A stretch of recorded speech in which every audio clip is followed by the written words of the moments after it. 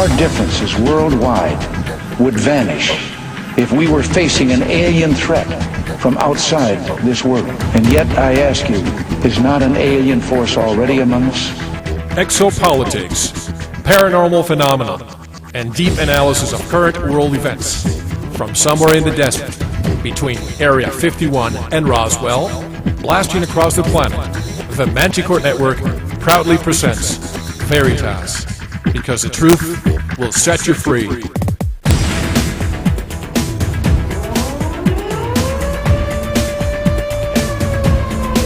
Headline edition, July 8, 1947. The Army Air Forces has announced that a flying disc has been found and is now in the possession of the Army. It was too fast to be an airplane. I think it's time to open the books on the question of government investigations of UFOs. We ought to do it really because it's right. We ought to do it because the American people, quite frankly, can handle the truth. And we ought to do it because it's the law. Be skeptical. Do be as skeptical as you want, but by all, don't close your mind.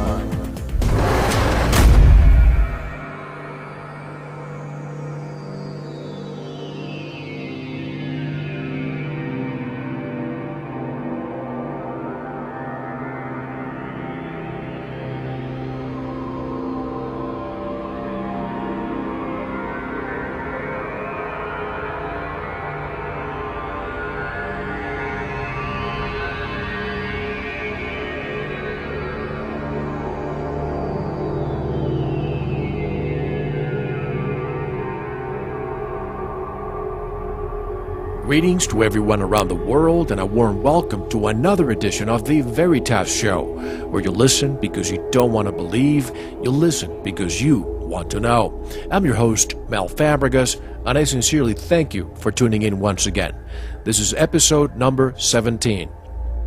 Tonight's special guest is Bob Emmenegger, the UFO landing at Holloman Air Force Base. Department of Defense now accepts UFOs as a reality. If you have never heard this story, it is potentially the biggest UFO story of all time. I would like to remind you that all our past shows are available to you 24/7 by simply going to our website, veritasshow.com. Veritas is a listener-sponsored program, and we welcome your voluntary listener contributions. So no matter where around the world you're listening from, be it at our website or at any of our affiliates, or even on your iPod, please take a moment the next time you're on the web. We make it very easy and have a secure PayPal donation button on our homepage, veritasshow.com. Thank you for keeping Veritas alive. No contribution is too small. Veritas is available on Fridays on our website and through the following affiliates: K-Rock's Zero Point Radio, the Black Vault Radio Network, and the Paranormal Radio Network, UPRN 105.8 FM, New Orleans, and more affiliates are coming soon. Listen to the Veritas Show on iTunes and RSS feeds throughout cyberspace. By the way, if you listen to Veritas via iTunes, please rate us. That way, more people will have the chance to get exposure to our show. We are heard in 114 countries. If you need to get in touch with me or send questions to our future guests, send an email to mail@veritasshow.com or just head to our website and click on the contact button. A few announcements. The Veritas video contest is ending on April the 30th. So hurry up and send your video. For instructions, just visit veritasshow.com and click on the video link portion of our website. The poll will be conducted at our forum, which, by the way, continues to grow, especially now that only registered users can read and participate. There's a lot of activity taking place, and some of the topics are really, really hot. There are many ways to interact and be up to date with Veritas. The Manticore Forum, which you can reach by going to our homepage and clicking on Forum, or simply going to manticore.com, or by joining the Veritas Show group on Facebook, which continues to grow as well. Let me share with you our upcoming guests in order of appearance. David Sarita, Differentials, Zero Point Energy, and the Hidden Harmonic Codes of the Universe. Paula Harris, UFOs, Ancient Mysteries, and beyond. Catherine Austin Fitts, Black Budget, the Federal Reserve, the war on drugs, missing trillions, and what really happened to the economy. James Fox, creator of the movie Out of the Blue, will discuss his new film, I Know What I Saw. And Dr. Fred Bell, NASA rocket scientist, inventor, and healer. For the dates of these shows, just go to our website, veritasshow.com. Killing at least 49 soldiers. Thanks to surgery at the hospital for 6 And now to some news. China, amazing Cold War UFO secrets released by government media. The universe is big. Now, you have to see this picture, otherwise it's not going to make it justice. How big is the universe? That's a question. Well, according to this image that we have on our blog, then we are very, very small, and the universe is in reality incomprehensible. You have to look at this picture. If you see our sun that looks smaller than a pinprick, and imagine how other celestial objects can be gigantic in comparison to it. Historic disclosure. Brazil's secret government UFO files revealed. And it seems that many countries, Italy, France, the UK, Brazil, keep the pattern of releasing what's happening in the United States. Soon we'll have Nick Pope on a full show, and I hope he can answer that question. And finally, hot from the press, before I went into production tonight, Norio Hayakawa emailed me a story called Dulce, New Mexico, Biowarfare and Project Blue Beam. And he knows that I love to discuss Project Blue Beam because there's not a lot of people that believe that that is in actuality something that's real. So he sent a report as a conclusion to his, his last Dulce conference. So if you want to take a look at our blog, you'll find more information on the headlines that I just read. And now, get ready. Does the government have film footage of a UFO landing at Holloman Air Force Base? Did non-human entities exit the disk and communicate with the base commander? What was so different about the appearance of these aliens as compared to those we hear about today? If you want to know the answers to these and more questions, don't go anywhere. This is Mel Fabregas, and you're listening to The Veritas Show.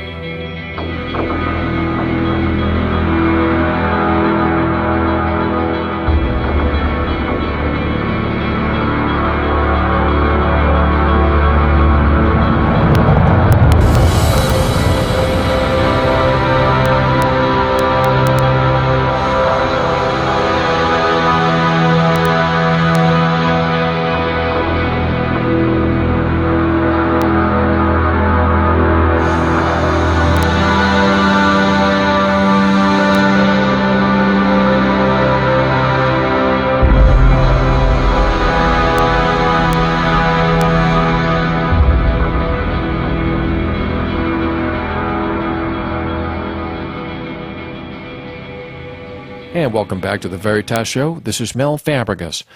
What you're about to hear is an excerpt from Grant Cameron's interview, in which he goes on the record to express that Bob Emmenegger's story is potentially the biggest UFO story of all time. That was the compelling reason that convinced me to share his story with all of you tonight. Well, let's let Grant Cameron say it one more time. And the Robert Emmenegger story, I think, is one of the best. It is potentially the best UFO story ever, given all sorts of access to top secret film and people and clean rooms and the Holloman Air Force Base story and all that kind of stuff. He did know Bob Haldeman, who was chief of staff for Nixon, and he also knew Hershenson. Hershenson was public relations and public affairs for Richard Nixon, and he was in contact with Bob Emmenegger almost on a daily basis while they were producing UFOs Past, Present, and Future, which is this documentary in 1975, 1974 they put it out, that Emmenegger and Alan Sandler put out, and he was almost in daily contact as to how the documentary was coming out. And so I asked Bob Emmenegger, I said, was Nixon behind this? Can't say for sure.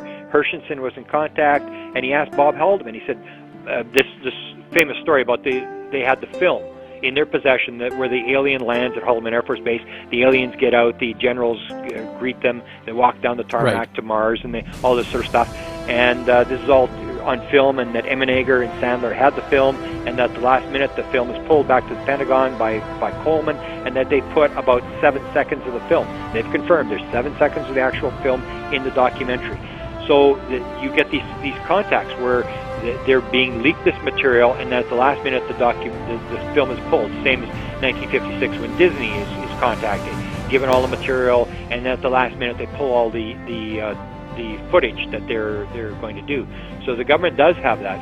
Mr. Emmenegger is on our guest roster for this year, but after what you've said, I'm going to have to call him and get him sooner. Oh, he is. I'd say it is potentially the best story there is, because it involves the White House. It involves, and I've confirmed, I've heard him tell the story, and I've stayed at his place, and I see him every time I go to Ozark. He's at Ozark every year, and he couldn't care less about UFOs. He's very skeptical. All he believes is his story. So he's a very respectable type guy, and he basically, I've heard him tell the story 30 times, and he has never deviated from that story one iota. So Emmenegger's got some incredible stories, and I've heard him tell them so many times. He keeps telling all these stories, and just fascinating in behind the scenes of a guy who really was a skeptic, who couldn't believe, went to the Pentagon, and was called to the Pentagon and was saying, I couldn't believe I was there. Like, these people are all crazy. Like, they're all talking about that. Like, this thing's for real. Are these people nuts? He just didn't believe it. And he couldn't believe there's Holloman and colonels and generals talking about this as if it was real. And he thought that these people are all nuts. I mean, what are they talking about? I don't believe this stuff. To the worldwide audience and to Mr. Emmenegger, Mr. Cameron just gave you the biggest commercial for the upcoming interview that I hope to have with you. Robert Emmenegger is a screenwriter and director for many documentaries, television specials, and feature films for TV syndication. He's a 1965 UCLA graduate in film and winner of numerous first-place awards and gold medals in domestic and foreign film festivals. He's the producer and director of 10 original science fiction feature films and 4 two-hour documentaries for TV: Laboratory, Sci-Factor, Captive, and Time Warp. Other samples of Emmenegger's work from Who's Who in Entertainment include The Day the Silence Came, Hypnosis and Beyond, Is Everyone Happy But Me, and Death, the Ultimate Mystery. He received a Golden Globe nomination for his film U.F.O's Past, Present, and Future. He directed live musicals starring Carl Burnett, music for a dozen pop single records on Capitol, Mercury, and other labels, album on ABC Music for TV series Lancelink, songs recorded by Kenny Rogers, Glenn Yarbrough, and others, score films and TV spots. And to the listener audience, to most of you, this will probably be the first time you will hear Bob Emmenegger share his story. Ladies and gentlemen, what you are about to hear is not, I repeat, is not science fiction. Hello, Mr. Emmenegger, and welcome to the Veritas Show. How are you? Well, hello, and I'm glad to be here. It's my pleasure. Bob, I have to be very honest with you. I have heard pieces of the Holloman Air Force Base landing, but nothing concrete. It's as if this story was left somewhat under the radar. It wasn't until Grant Cameron was on this show a few weeks ago that he started talking about you. He didn't get into the story, but he did say we had to have you. I extended an invitation on the air, and here you are. So I thank you once again for accepting. I also found out that many in the audience also don't know about this story. And in preparation for this show, you and I were discussing the title of the show, and you came up with the UFO landing at Holloman Air Force Base. The Department of Defense now accepts UFOs as a reality. The latter portion of the story seems to carry some information we've never heard before, especially from the military. But before we proceed with it, I want to give those listeners who are not aware of this story, as I said, I was one of them. Why don't we start where you feel it is more appropriate? Sure. Well, I'll make it very brief. At the time that I got involved in this, I was the VP Creative Director of Gray Advertising out on the West Coast. And somebody I knew, well, at that time also I got a letter I did get a letter from Nixon asking for suggestions for people who would be good for his staff and good for the country. And that was just because I think it was probably because of Bob Haldeman, who I knew and who was, working with Nixon at the time. So maybe it wasn't unusual that they would send out letters like this. I think I sent a copy of it to Grant so that he could sort of get that background that I never really talked about before. Anyway, I was asked to be a part of the re-election committee, and I met with the staff out on the West Coast. And I would say I'm maybe jumping around a little bit. That's okay. I had contacts with Bill Carruthers, who was his media director, and in fact, I was in the middle of when I accepted to work on the re-election, I was in the middle of a presentation to the Bank of America board up in San Francisco, and it was being broadcast down to Southern California because Bank of America was one of the clients that I worked with. And this is just sort of a side issue, which was kind of funny, that we were in this huge room meeting, and the secretary knocked on the two large doors at the end of the room, and the woman entered. The secretary went over and talked to the head of our office, named Bob Humphreys, and whispered in his ear. And then Humphreys said, "By the way, Bob, the White House is on the phone."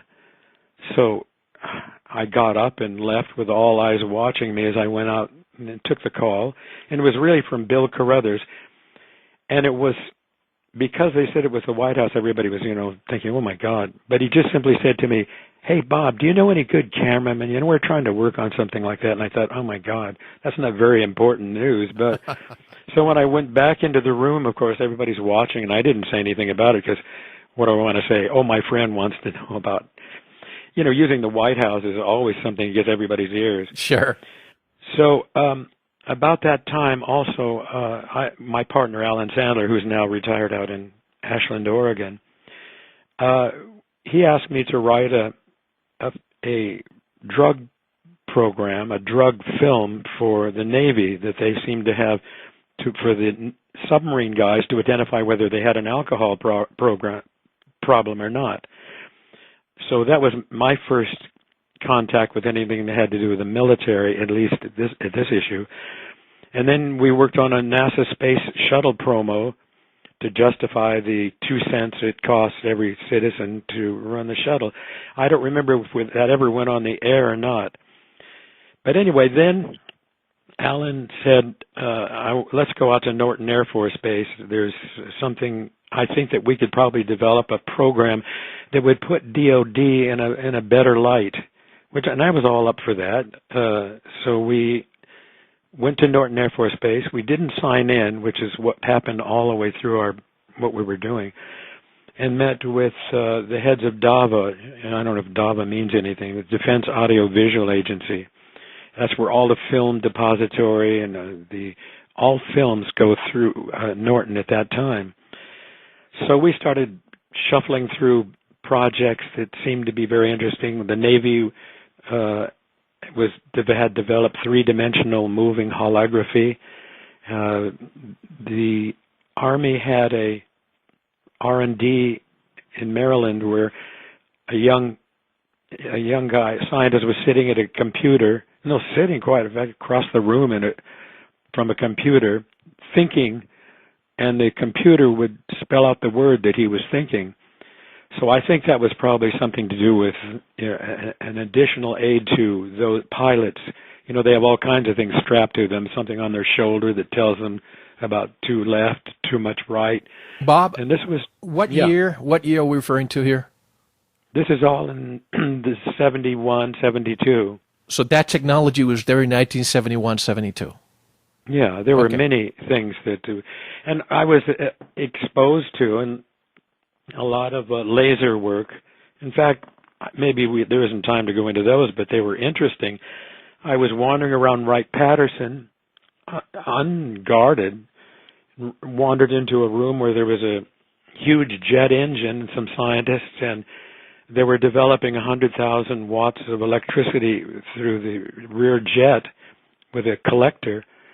And, I asked, what's this for? And I assumed that it was really for laser cannons.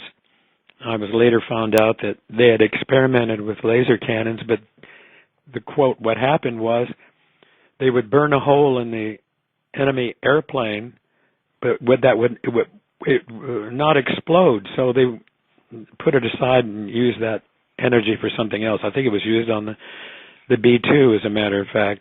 And we won't go into that.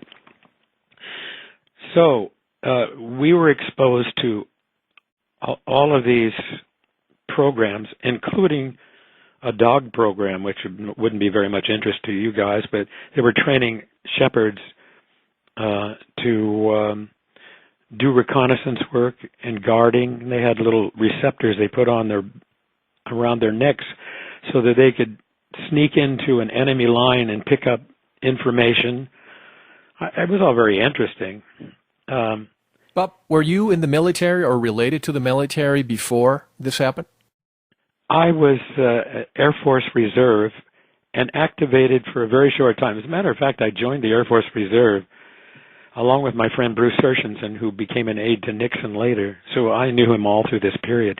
And I was stationed at Norton Air Force Base. There was no relationship between why we went out to Norton and the fact that I may have been stationed there, because I wasn't even interested in, I didn't even think of UFOs at that time. Okay.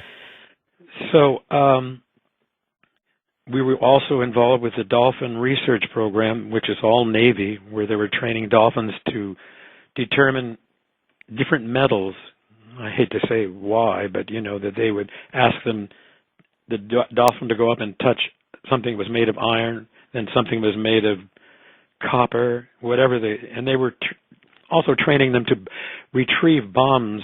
They had a little thing that they put on them to go down and snap on a bomb and pull it back up. I don't know if anybody knows about those things, or even you may care. Absolutely. We've heard about that. That's very interesting.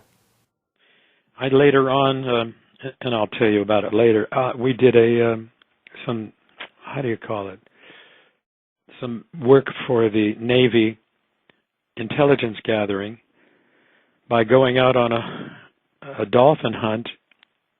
And we made a fake film. I'm jumping way ahead of the story, and we ended up doing a fake film, if you call it, to watch this Russian defector, all the hand gestures he was doing and all. And then Alan, because of his connections in the Soviet Union, asked them to do a educational film on dolphins. Well, that was just a cover. So as soon as we saw those films, the Navy guys were happy to know whether this defector was telling the truth or not. This is a little bit aside from what we finally ended up doing, but I just wanted you to know that there were other avenues that we were exploring, including even pulling up the Merrimack with the Navy just as an incident. But then Alan and I were taken into a clean room out at Norton Air Force Base. I don't know if you know what a clean room is. It's no bugging. No bugs, no cameras. Right. And the reason, too, is that particular studio was used by the CIA for training films. So it was, pretty isolated.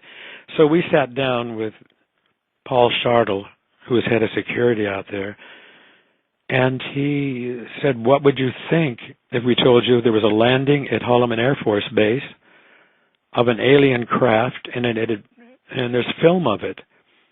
To tell you the truth, when I heard that, I just kind of thought, what? Would you say that again? Because I didn't think about UFOs one way or another. My wife, always read the tabloids, and you know what they're full of. Sure. I had an alien's baby and little green monsters of attack. And I used to laugh at her and say, oh, why do you read that crap? Then here it is, move forward to about 1972 or whenever it was, and I'm hearing something that took me a while to adjust to.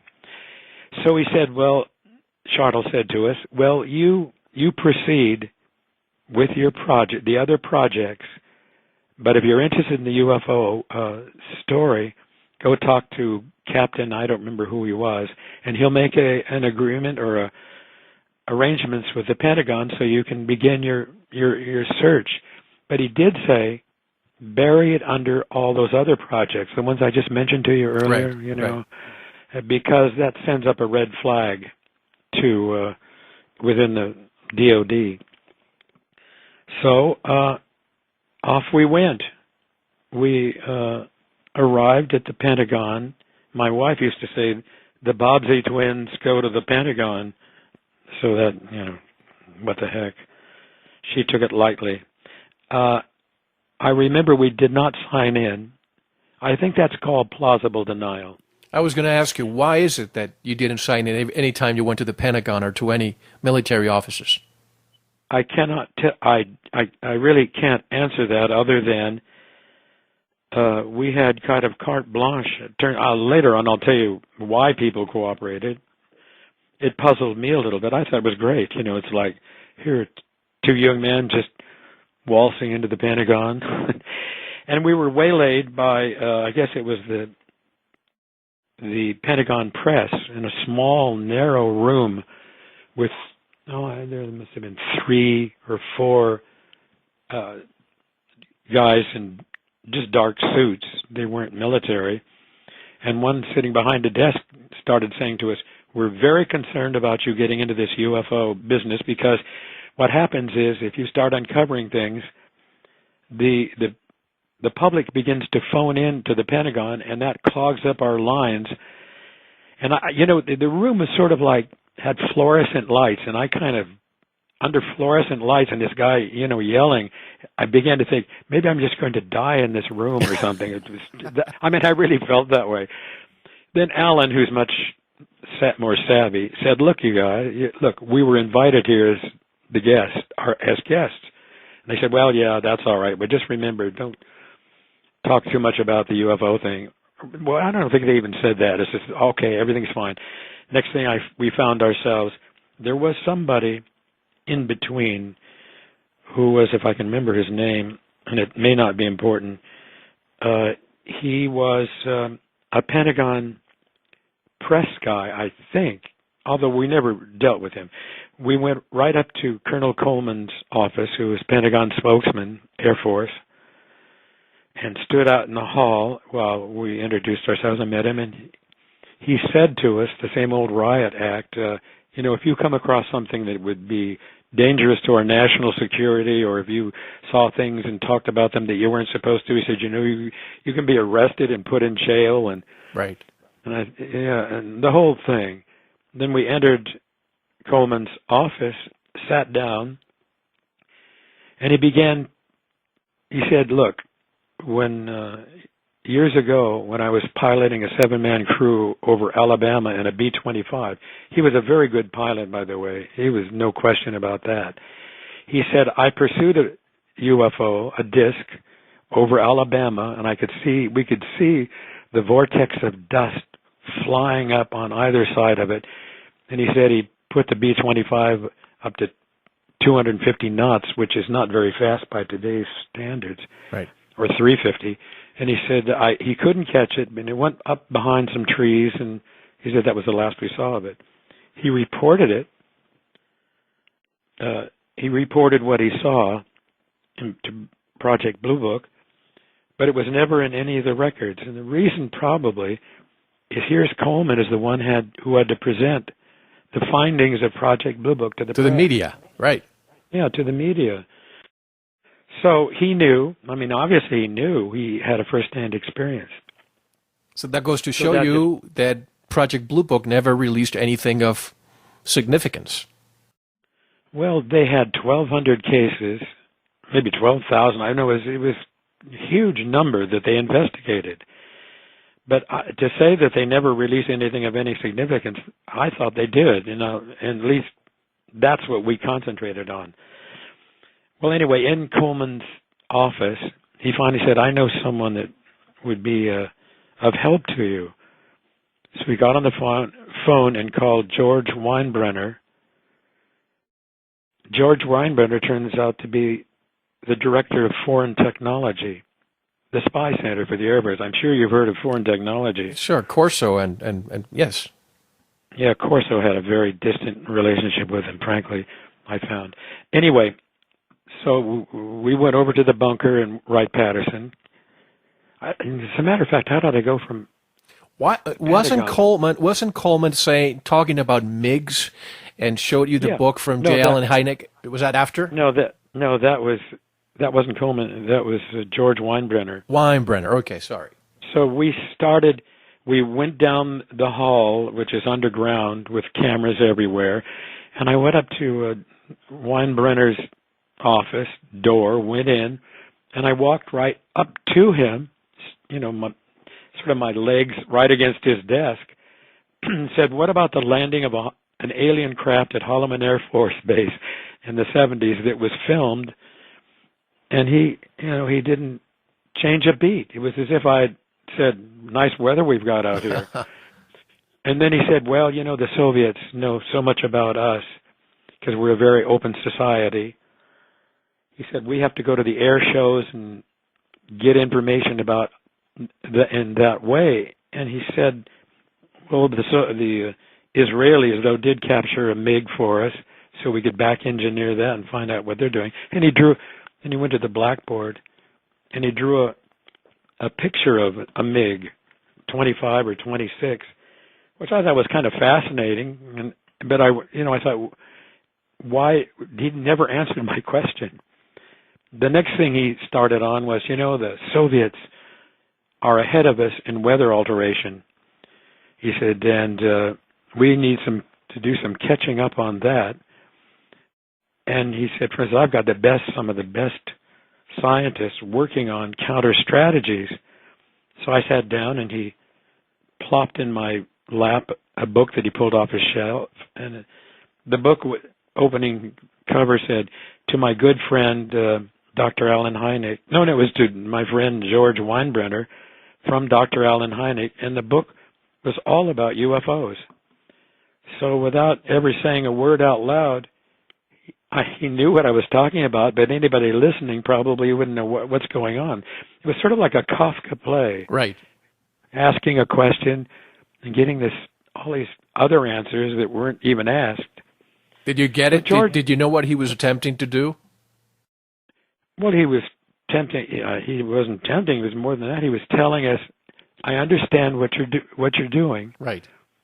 But did not say very much, except he said, "Well, they say that we, down in the basement here, in a special room, we have 3 little green bodies, that are frozen." And he kind of laughed about that, and I thought, I'm funny you'd bring that up. Everybody wonders if you've got it down there. But he did it in such a way, it was like the best offense or a defense is an offense. Right. I didn't question him about that because I'd heard little stories like that. And then he told us that I had a Mexican officer working for me, and he used to tell all kinds of stories, and you don't know what he's going to come up with. I think he may even write a book.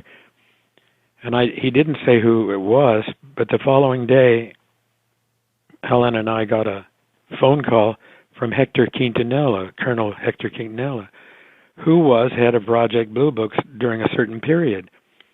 And his line was, well, can I help you? What can we do? Well, it wasn't long after that we met Bob Friend, Colonel Friend, who was head of Project Blue Book, definitely around the 60s. And then Allen Hynek had heard about it and came into the fold also. And Alan and I decided I'll go back to the studio, for instance. Before we began any of this, I'm sorry, we already agreed to do a UFO thing. But back at the studio, we had people coming out of the woodwork, like Stanton Freeman. I'm sure everybody knows who he is. Of course. And Stanton wanted to be involved.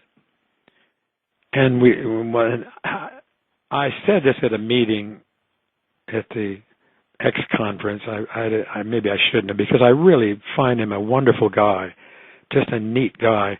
But he did write a little note saying, I should be involved with the thing. After all, I'm Mr. Charisma of the UFO field or world. And I thought that was such an odd comment to add, blowing your own horn in such a funny way. Anyway, Stanton had a Russian document that we took from him to send back to Wright-Patterson so they could translate it. It was all in Russian. And we agreed with Stanton that we would give him a copy of the translation. So a courier, I don't know if they hand carried it or sent it, went back there, and after a few days, the translated version came back, and we gave a copy to Stanton, and he seemed happy about it. But Alan and I both were new to what the UFO field is like, and we met a few people who told us such stories, that finally we decided that we would not use anyone who wasn't associated with DOD. So we stuck to Air Force Blue Book guys, Pentagon spokesman Al Chop. I don't know if you know who Al Chop is. No. He was a spokesman for NASA, but he was the one who was handling in 1952 when there was a flight over Washington, D.C., and President Truman said, "What the hell is going on?" He was the media guy who handled that. And we took that case, which I thought was very interesting, and he handled it from a visual point of view, how the things flew over, and he said, and we showed the radar screen in which he said you could see them appear on the radar screen. In other words, we showed this. It isn't him just telling a story to us. He sort of demonstrated it. And that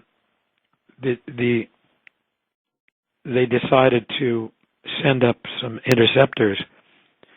And he said, and by the way, he said these things were going 7,000 miles an hour across the screen. That's pretty fast. Wow. At that time, that was fast. Even today, it's fast. Yeah, it is. So they were tracking them. So two, I don't know, the F-84s, I'm not sure which plane it was at the moment. I remember he launched two of them to intercept them. So the guys are flying around, and he said on the radar you could see our planes taking off, and as soon as they were airborne, the foreign traffic, all seven just went and disappeared from the radar scope. And he said he watched the guys call down and said, "Look, we don't see anything up here. We're coming back to base because we're not finding anything." So as soon as they landed, all the traffic appeared on the scope again. And there they were. It happened 2 nights in a row. And that's when Truman said, "What the hell is going on over the White House? They're intruding on sacred airspace." In 1952. Yeah, and see, the reason we included it, we decided, let's not talk about the thousands of cases you solved, because wouldn't you do that too? It's like, well, that's all very interesting, but let's talk about the ones that were unresolved. So that's what we stuck to. And Bob, let's not forget that recently declassified document from the Department of Defense and the Ministry of Defense in the UK state that since the 50s, the United States, I believe, also had orders to shoot down UFOs. So I presume those jets that were scrambled had intentions of shooting down. Am I right? I never heard that. You mean people can have made up all kinds of stories, but I think they have attempted to. I don't know if they were ordered to. Yeah, maybe certainly before that period, because never did I hear them mention that we had fired on any alien crafts. So take it for whatever it's worth. I'm familiar with all of these recent reports that people have come out with, but I didn't run into that at all. There were more interesting and more bizarre things than that. As a matter of fact, I may be going too far back for you. One of the early people I met was Dan McGovern, who was on Project Twinkle. He was head of that. That was in the 40s, in which they saw these balls or lights coming up out of the sky, making a right turn, and then dashing off. And it was a top secret project to photograph them. And he said he spent 2 years with the expensive German cameras and fast 3000 USA ASA film that was developed by Kodak to try and catch them. He said after 2 years, they could see them, but they never could capture them on film. I mean, that's past history, and we never included Dan McGovern or Project Twinkle in our story, but it was sort of an interesting thing anyway. So let's see, back to wherever we were. Well, hold right there. We have to take a break, and I just laughed when I heard Project Twinkle and the light orbs. This reminds me of Twinkle Twinkle Little Star, very appropriate project name. Let's take a quick break. We're here with Bob Emmenegger. We'll be right back. Don't go anywhere.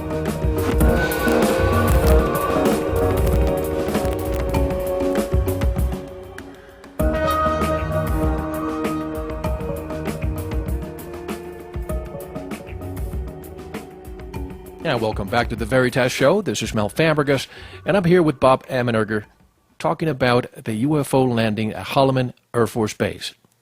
Bob, please proceed. Well, we began our project, as I said. We went back to Alan's studio. At that time, later on, we jointly owned a television studio or film studio. But back then, we were at his offices because I was still with Gray Advertising, just taking time off for this project. And sort of an interesting thing, down from Stanford Research, Hal Puthoff came down, and Targ. Do you know who these two people are? Russell Targ and Hal Puthoff, sure. Yeah. And they were really curious. They had learned through Jacques Vallée that we were doing this project.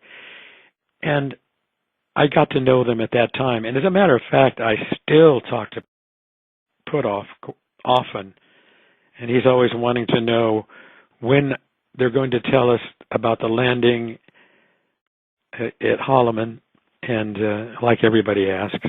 Sure. And then this is a side issue, but I sort of lost contact with Puthoff for 10 years, although we talked an awful lot before that. And then we got back together 10 years later, which was in the 80s. And he told me that he was asked not to really communicate with too many people because he had, as you know, headed the remote viewing for the CIA. Or did you know that? I did not know that, no.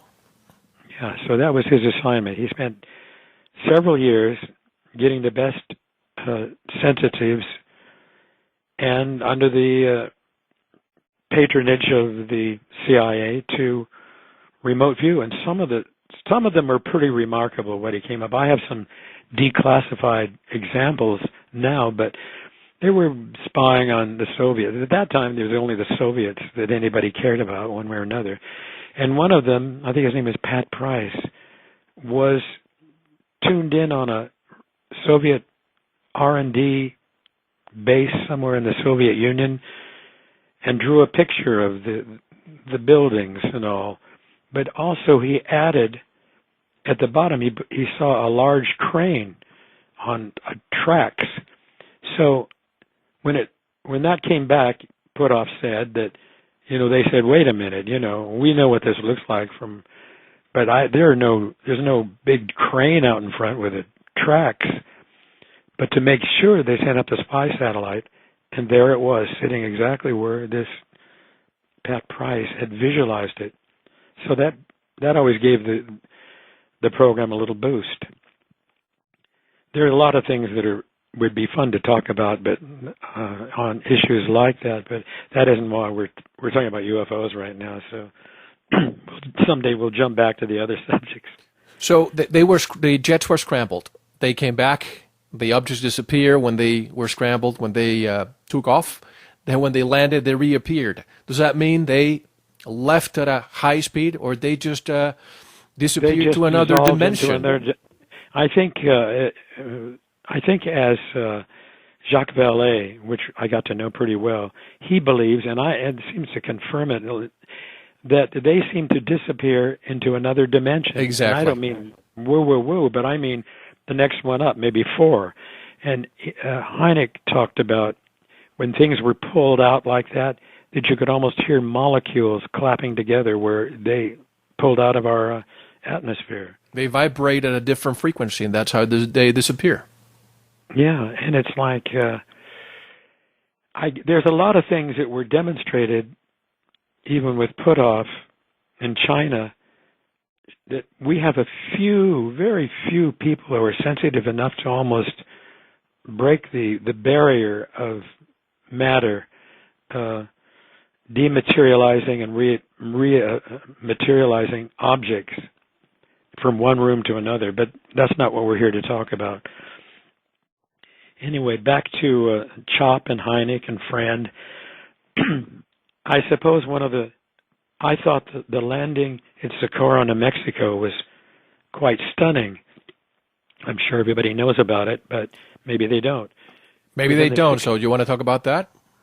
Well, in the 60s, Lonnie Zamora, who's a sheriff down in Socorro, New Mexico, was on his usual route, and they were driving around, and he saw a car that looked like it was speeding. So he followed it up a gravel road, up a hill, and stopped and didn't know where it went, but he looked down, not far from him, I'd say, 500 feet? I'm guessing. And he saw it looked like a craft, a disc, sitting there. And he noticed that 2 pair of legs came down from under it or inside of it. And at the time, they either sensed him, and I mean, he freaked out. He called in, which we had in our film. Headquarters said, I'm checking on an overturned car, and I'll be out of my vehicle. And all of a sudden, he screamed back to the microphone and said, and watched as that craft lifted up with a roar, flames under it, lifted up about 20 feet, he said, then became silent and went screaming off to the west or whatever direction. Is there a recording of that conversation, Bob? Well, it was not it wasn't recorded, but I reenacted it, right? With Lonnie at that very spot. The Air Force and the Army was there very quickly, and the Air Force, and they gathered up whatever evidence they could find. And there was, it looked like they wanted to know what kind of propellant was used, so they analyzed and said it's not propellant, it's more like fission or fusion. He said rocks you could see smoldering, but there wasn't any fire, and the rocks were either hard or hardened, and they measured the distance between the pod marks. They even measured the depth of the footprints and estimated things like how much the craft weighed, and that the beings were, by our standards, maybe 140 pounds, or and they were oval shaped, not like our little footprints. So it went down in the books of saying, unidentified. Then there was even an emblem on the side of the craft, which Lanny drew it, and it was a triangle pointing up. And he was obviously scared to death. And maybe he's talked about it since or before, but at least we were able to get it down in the film. And then some of the other ones that are more interesting, maybe. Bob Friend I really love the guy. He's still alive, and he lives out in the West Coast, still involved in missiles, which was his background. A lot of people say, those Air Force Blue Book guys, they were just, hired hands. They didn't know what they were doing. Well, it turns out that Friend was an acknowledged physicist who had worked with OSI. He's a brilliant man. So people are always trying to knock that the Blue Book people didn't know what they were doing, or it's absolutely not true. Anyway, Friend had an incident that he told us about that I thought was fascinating.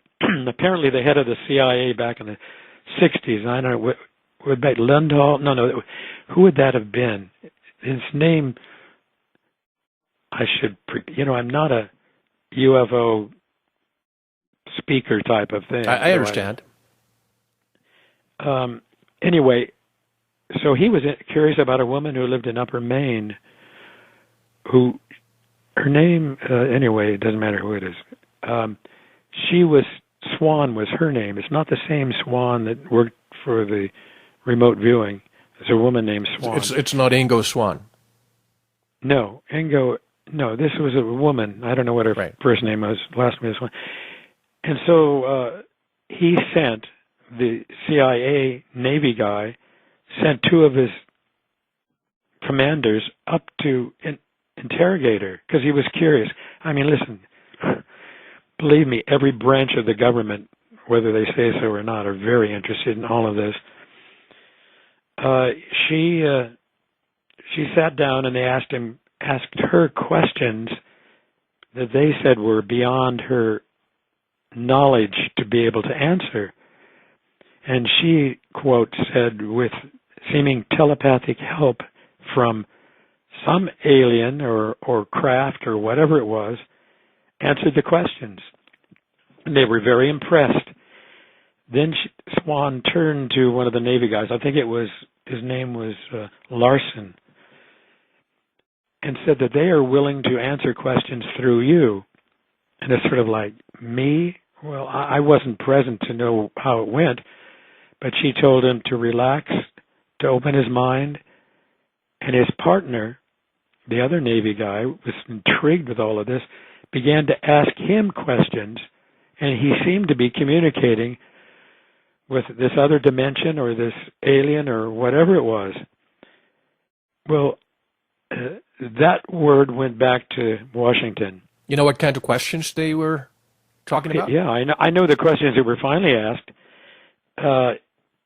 So there was a meeting in a building which is in Washington, D.C., which Bob Friend took us to tell us the Air Force's involvement. The building was used by Naval Intelligence Photographic. The bottom floors were just a parking lot. But as you went up to about the fourth floor or so, the Navy was doing intelligence work there. So Bob Friend walks through the empty building and tells us that he had heard that there was a EU, some sort of a organization of aliens, of other planets who were interested in Earth, and that was their present project. With all that, remember, Bob Friend does not make things up, if you knew who he was. He was head of Project Blue Book toward the last. Sure. We went into a room that I could see. It was a corner room. And there were present were Art Lundahl, CIA. I tried to get him to be on camera. He said, "You don't understand." He said, "I'm still on duty, and that would be embarrassing, and we just don't do it."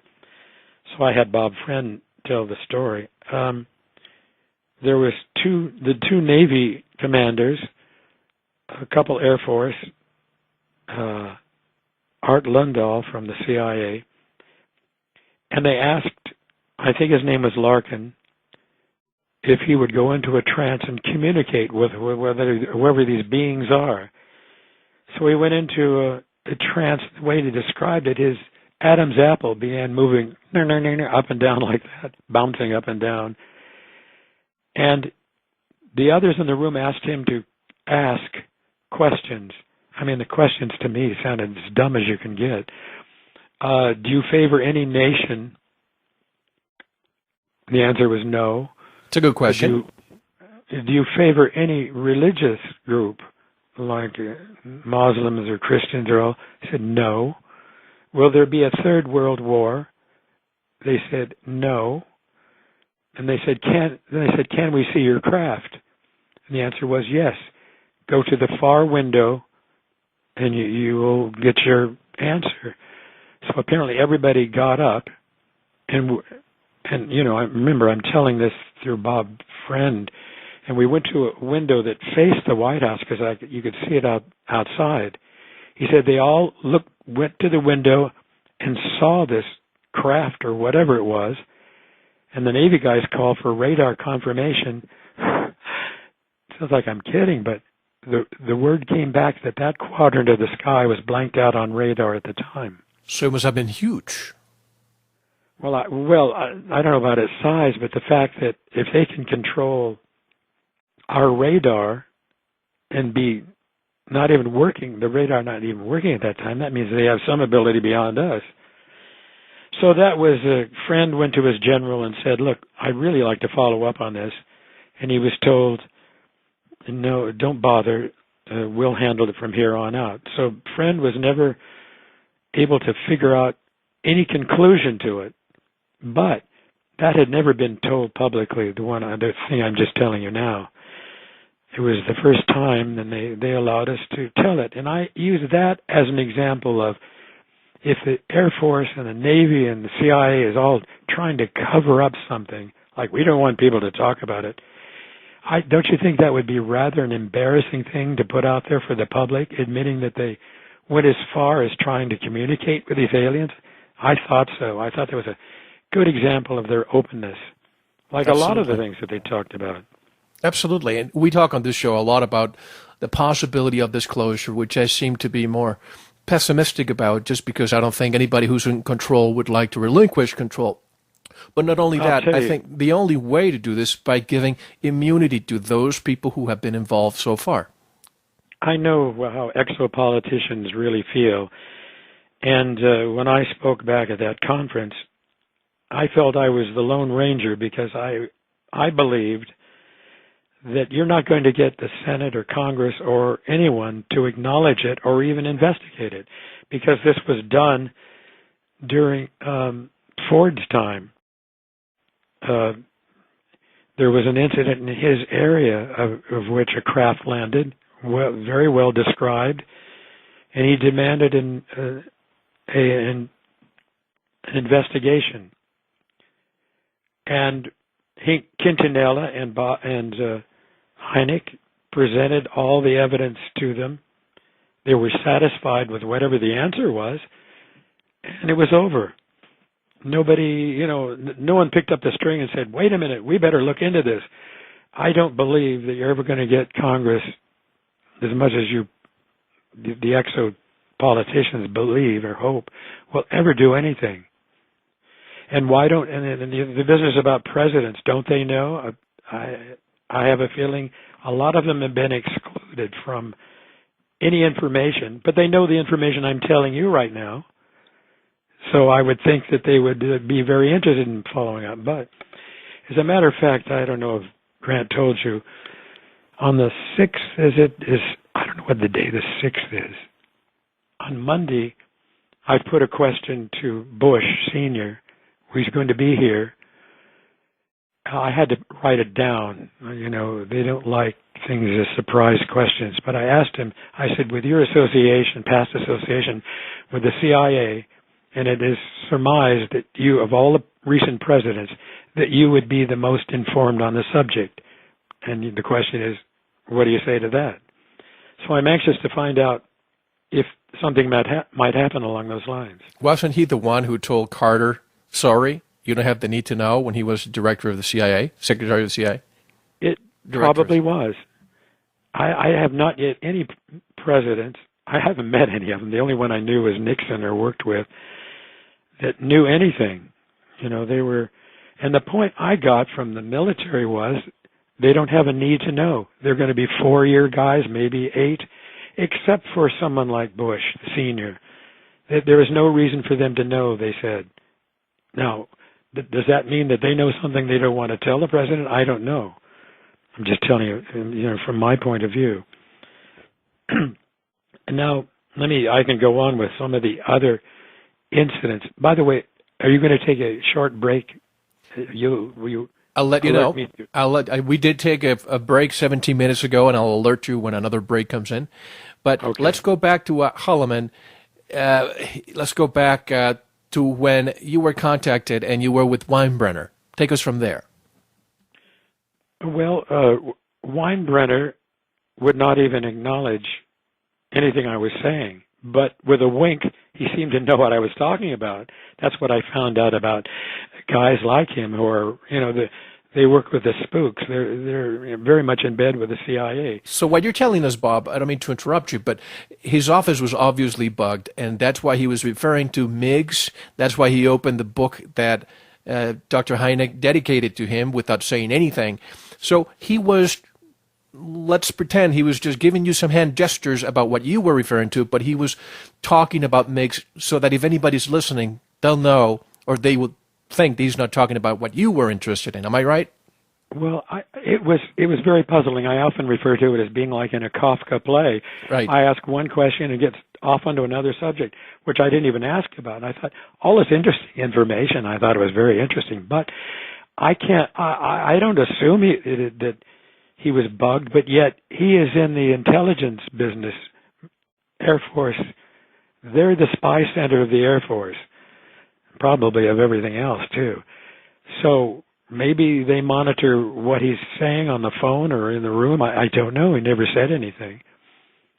But it led me to believe that he wouldn't have told me about his Mexican officer or a few other things, or show me that he knew Hynek and had worked with him, unless he wanted us to know, kind of like with a wink, right. I know what you're talking about. As a matter of fact, Colonel Coleman at the beginning said he can be of more of help to you than anyone else when he made the phone call, when Coleman called Weinbrenner. So, back to, I don't know where we were. You were at the Weinbrenner's office. Well, but let's move forward to why I asked about Holloman. Right. How it came about. Shartle knew a guy that was from Foreign Technology who was stationed at Holloman, who apprised him either through email or letters or phone calls that the landing had taken place. I mean, I wouldn't have known that. And it was described to him. It's somewhere in the records, but he was told. I was told that the craft landed. It was wobbled down. That the commander of the base went out with the fire department and a couple others to meet this craft, which opened the door. It dropped down, and a couple, I guess, people or whatever they were.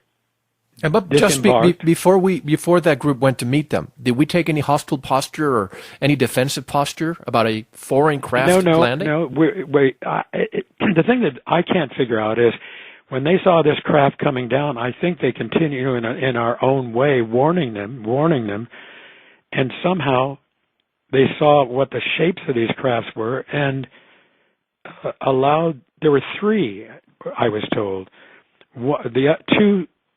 Two of them did not land. One of them did land, and it was either in trouble or came down. And how we'd acknowledge them, I have no idea. That was never clear to me. But I went to find out later, so I'll go ahead with what I was told. Okay. They said that this Alfonso Lorenzo was assigned to them from Foreign Technology to take care of their needs, whatever the needs are. One of them was holding sort of a translator in his hand, which looked like a caduceus. One of the extraterrestrials. Yeah. Yes. And we asked them if they would help us identify a radio signal, which I guess they played it for them or turned them to it. And they said, we don't know who it is. It isn't ours. As far as I know, that was just one of the few comments that were made. Then I was told they stayed for a short time in the barrack, which is not there anymore. And by the way, the base was closed down for this incident. Sounds like the Eisenhower event where they allegedly closed the Air Force base for a few days.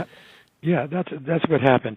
And then the craft was taken down to the end of Mars Avenue. I was told, all these little bits of details. So let's go back to Alan and I saying, by the way, now we have a new contact. He is Major Leo Verona. from the Navy. He was a Navy major. So all the branches were involved, by the way. We'd get passed around. And he was our contact. And he told, we told him we wanted to go down and film in Holloman. And he, Alan is very impatient about everything. He got the commander of the commander of Holloman on the phone and said, we're doing a project and we'd like to come down and film at your base if you can do that. And he said, you want to do what? And he said, forget it. So Alan called Leo Verana and he explained what happened. He said, oh, well, look, give me 10 minutes and then call him back. We waited, and finally Alan called back, and the guy said, oh, well, come on down. Change the tune. Oh, boy, yeah. What I found is that everyone was cooperating with us. I mean, here I am new to the UFO field, so as a matter of fact, I asked, I'm jumping around just before I go down to Holloman, but I asked Bill Coleman, Colonel Coleman, maybe 6 months ago I asked him, because I still talk to those guys. I said, why were you talking to us? He says, because the Secretary of the Air Force said to do it. So that was kind of, well, maybe that's why they talked to us, including every time we'd meet with a researcher, he was told to cooperate with us and talk, which is, it's certainly a pleasurable thing to have happen to you. Bob, before we proceed with this, and we have to take another break, but can you please describe what Mr. Shartle saw when the craft landed and the beings emerged? And I presume there was footage taken from this meeting, right? Yes, there was 3 cameras. There was a ground camera. There was one in a helicopter, and I guess there must have been a ground one, a handheld. I'm not sure what it was because I didn't know. So you believe the beings were filmed? Yes, I do. Can you describe I believe them? it. Pardon? Can you describe the beings according to what Mr. Shartle said? Well, this is through a translator. I mean, the thing is that I had an artist that I've always worked with who does storyboards draw the interpretation that Shartle said and what I believed. And I'm sorry that in the book they look more like comic book drawings to me, but he had no knowledge and we didn't oversee him. This is for the book. Sure. He said they were about a little less than 5 feet high. They had sort of a rope-like design around their head with wide apart eyes and practically no nose and mouth. No, they had a large nose. Large nose, right. They look like people from Babylonia. Mm-hmm. But yet Shartle saw them later, and I'll tell you why he had to, because one of the senators, Dodd, heard us talking about on a program later. Dodd, Christopher Dodd? Yes, heard that one of his constituents called him and said, I want to know about this under the Freedom of Information. I want to see that film. I want to blah, blah, blah. So Dodd called out to the West Coast, to the Holloman, and to Norton. And it was a new crew, and they had no idea what we were talking about. But Shartle then decided to look at the film again, and he said that he felt, instead of it being a large nose like a Sumerian, it looked like something that was over their nose, like maybe, for who knows, breathing or whatever. Bob, we have to take a quick break, and we'll be right back. We're talking about the description that Mr. Shartle had given Bob Emmenegger about the extraterrestrials. And this does not end here, folks.